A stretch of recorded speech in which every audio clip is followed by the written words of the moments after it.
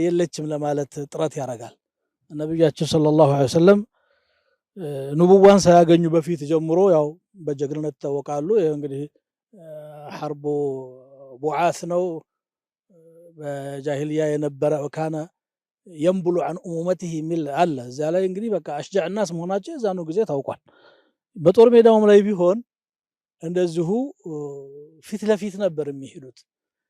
ምንጊዜም ያው ይታወቃሉ። ኩና ኢዛ ሐሚየ አልወጢስ እተቀይና ቢረሱሊላህ ሰለላሁ ዐለይሂ ወሰለም የጦር አቧራው ሲጤስና ሲበረታ በአላህ መልክተኛ ነበረ ጠጋ ብለን የምንከላከለው ወኔ ለማግኘት የምንጠቀመው ይላሉ።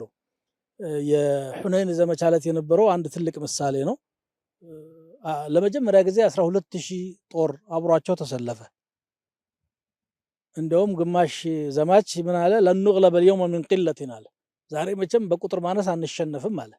አላህ ሊፈትናቸው ፈለገ። ለካ በቁጥር ነበር እንደ እስካሁን ድል የምታረጉት ብሎ ትንሽ ፍርሃት አደረባቸው። ጠላቶቻቸው ደግሞ ተደብቀው ይጠብቋቸው ነበርና በቀስት ሲያዋክቧቸው መፈርጠጥ ጀመሩ። አቡ ሱፊያን አዲስ ሰለምቴ ነው። ወላሂ ላ የቅፉነ ዱነ አልበሕር አለ።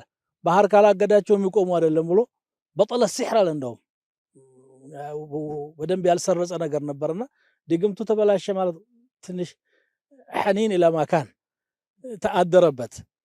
ያን ጊዜ ነብያችን ሰለላሁ ዐለይሂ ወሰለም ወደፊት ነበር የሚሄዱት ግመላቸውን ይዘው። አባስ ብን አብዱል ሙጠሊብ እና አቡ ሱፊያን ብን አልሐሪስ ገና አዲስ የሰለመው ያጎታቸው ልጅ ብቻ ብን አልሐሪስ ብን አብዱል ሙጠሊብ አብሯቸው ሲቆም ሌላው ተበተነ።